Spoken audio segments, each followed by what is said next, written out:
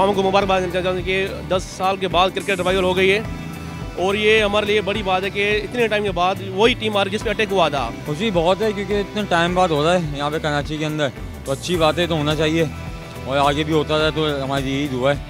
थोड़ी मुश्किलात तो हो रही है पर इस बात की खुशी भी है कि अभी पाकिस्तान में दूसरी टीम आ रही है, तो इस बात की खुशी भी है कि 10 साल के बाद हमें पाकिस्तान श्रीलंका का मैच देखने को मिल रहा है। मैं स्कूल में आया था जब 2009 में यूनुस खान ने ट्रिपल सेंचुरी बनाई थी, उस मैच में भी आया था। बहुत खुशी हो रही है, अल्लाह का शुक्र है।